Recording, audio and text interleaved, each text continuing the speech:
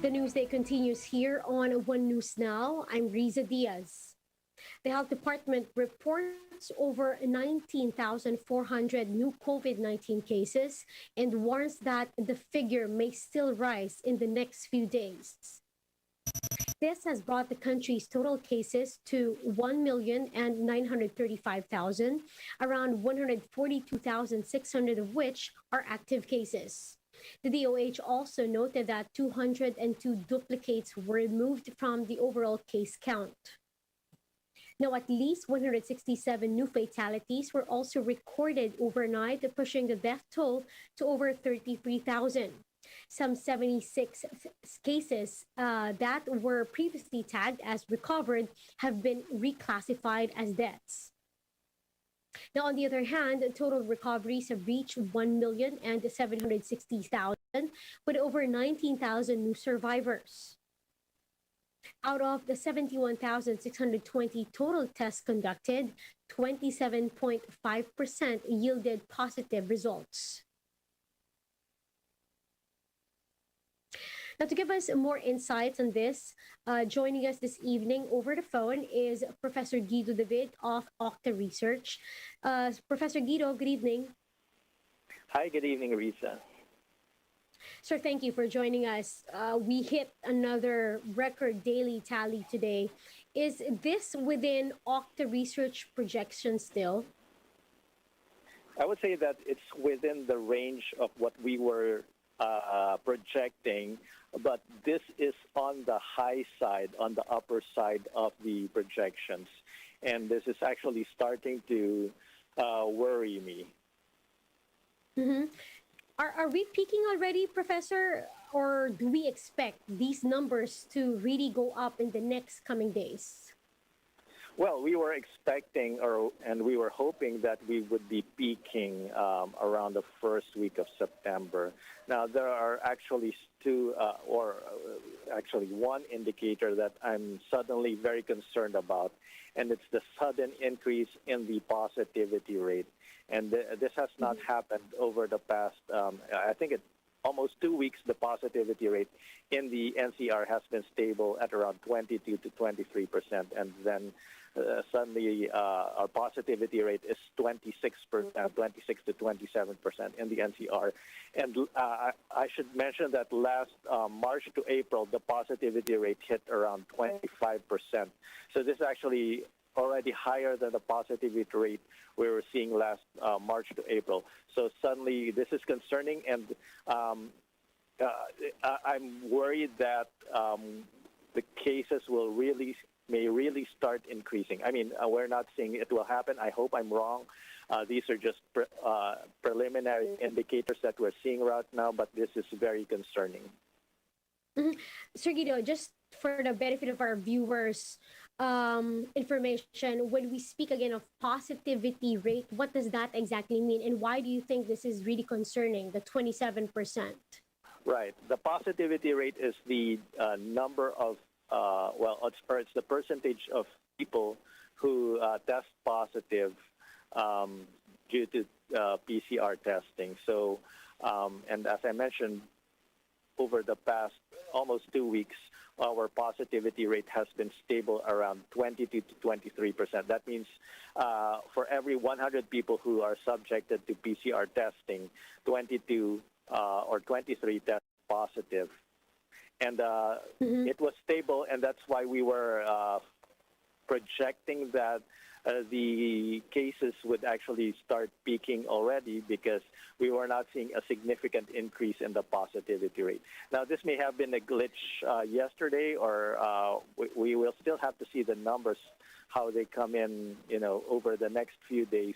But this is concerning because we haven't seen this kind of a jump in the positivity rate. And this is one of the strongest indicators that we're looking at to assess the trends over the next few days or even weeks. Mm-hmm. Are there any other COVID-19 trends that we are seeing in our situation here, Professor? Well, the reproduction number has not reversed yet. We're still seeing about 1.38 or 0.37 reproduction number in the Philippines. So, it's too early to tell if the other indicators will follow. But if this happens over the next few days, definitely the reproduction number may start increasing again. And this is something that we don't want to happen because the reproduction number has been decreasing over the past 2 weeks since, or actually even longer since the start of the ECQ. But now that the reproduction number may start to increase, that would definitely be a concern.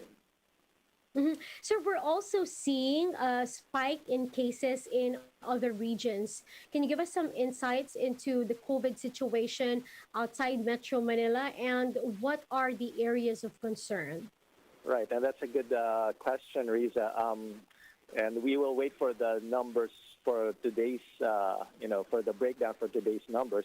But as of yesterday, we had a record high in Bacoor, Cavite, 444, which means that this is the highest daily number for Bacoor since the start of the pandemic. We also had a new high for Laguna. For the province of Laguna, 1,200 cases is the highest it ever had. Even for Davao City, which was already sort of being controlled a few weeks ago, they suddenly had a spike in cases. 460, I believe 460 cases is the second highest that it has reported. So there have been record highs coming in, and so it's happening all over the Philippines. Just earlier this week, we had a record high in Cagayan and Duque. So now we're seeing record highs in Cavite and Laguna, and a second highest number in Davao City. We also had a record high in Malabon, even in the NCR. So this is really worrying because it's happening all over the country. Professor David, based on Octa's monitoring and projection, how long do you think we'll begin to see a downward trend, considering, of course, this caseload that we have? Well, if this is just a random spike in the positivity rate and the downward trend will continue, then, we might see a downward trend by first or second week of September. But again, I'm starting to get concerned, and we will know more, as we look at the numbers over the next few days, if this trend is just a glitch, if this positivity rate is just a glitch, or we will see a continued increase in the positivity rate, which I hope does not happen. So we will know more if we will be peaking already, or if the cases start escalating even further. Yeah, we certainly hope to see improvement in the next coming days. But while we're at it, Professor, what should we be in the lookout for, again, until we reach that point? Well, we're definitely monitoring the reproduction number and the number of cases. Definitely over 20,000 looks like a real possibility for now. I can't say that it's guaranteed to happen, but it looks very, very possible. And we might see more than 20,000 cases over the next week or so. And by next week, we're projecting that we'll hit 2 million cases total. This will probably happen in about 4 or 5 days from now. Professor, would you have any suggestions, let's say, for the government to do to be able to stem the surge? Well, of course, one suggestion that a lot of people don't like is, to reimpose a lockdown. But this will be one of the options. Without a lockdown, cases may still continue to rise unless we have some other interventions like, increased testing, improved contact tracing. I know they have improved contact tracing significantly, but right now, under a surge, at some point, the contact tracing will not be able to cope up with the numbers anymore. And the same with testing. I know they also have scaled up hospital beds and resources, but at some point, hospitals may start to get overwhelmed if cases just keep on increasing and increasing. So, you know, I don't really have a lot of answers at this moment.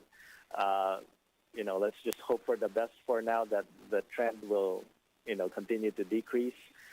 This might be just a glitch, but if the numbers keep on rising, we'll have to come up with new solutions.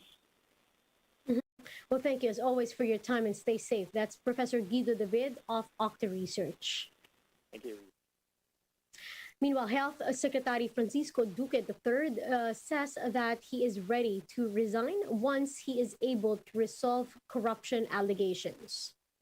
The 64-year-old secretary said in a radio interview that he only needs time to sort out the findings and observations filed by the Commission on Audit. Recall that the Commission on Audit flagged the DOH for spending deficiencies amounting to more than 67 billion pesos. No less than President Duterte firmly asserted his side with Duque despite these allegations. But as more findings are revealed, Duterte became more lenient about accepting Duque's possible resignation. The Health Department and the National Task Force Against COVID-19 maintain that all COVID-19 vaccines are effective. The statement was made after a former government advisor noted the varying efficacy rates of COVID-19 vaccines. The former official then urged the government to procure vaccines with higher efficacy rate amid the threat of the Delta variant. The DOH said healthcare professionals should be more responsible in their statements, especially in the context of vaccine hesitancy in the country.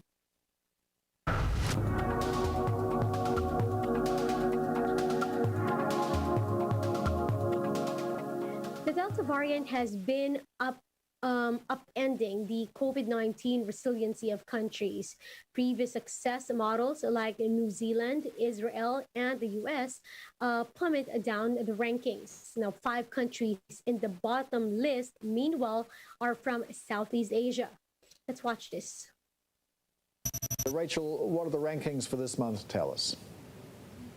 Right, that's exactly right. I think in August we're seeing how quickly things have changed, and in some ways, you know, people are saying the Delta variant is really a whole new virus, and it's just changed that chessboard all over again. We've seen places like New Zealand, which is #1 for such a long time, plummet down the rankings. They've gone into one of the world's strictest lockdowns because of the infiltration of Delta. At the same time, we see places like Israel and the US, you know, who are really leading that reopening, vaccination rollouts. They've also plummeted because of record surges of the Delta variant. So pretty much every model, every approach that has had some impact on the virus has been challenged by Delta. At least can we trust that those highly vaccinated countries are doing a bit better?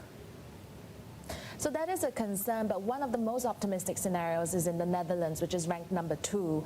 You know, they saw that Delta wave go up, but it came down with very, very low fatalities, and it didn't really disrupt reopening because vaccination maintained a shield against that spread of Delta. I think that's the best case scenario for places like the US and Israel right now as they deal with that Delta surge. Of course, there were some countries that had a low ranking at the start of the pandemic, and they're still low now. What do we know about those places that are really struggling? Right. I mean, we're seeing the epicenter of the global outbreak really shift from regions from Latin America previously, and now where really centered is Southeast Asia. At the bottom of the ranking, all bottom 5 are Southeast Asian countries. This is a region now that has the highest per capita death toll in the world. You know, you're seeing places like Indonesia really surge beyond 50,000 cases a day. In last place is Malaysia, where the economic growth forecast has been halved for the year. So these are places that will continue to struggle because rich countries are just holding on to that supply of vaccines, especially now with the desire for boosters. We're going to see that inequality continue to worsen this year. And even so, we have seen some people avoiding vaccinations. One of the concerns has been the risk of blood clots from the vaccines. What do we know now? Yeah, absolutely. I mean, the irony really is in that some of these richer places, there's so many vaccines and some people don't want to take them.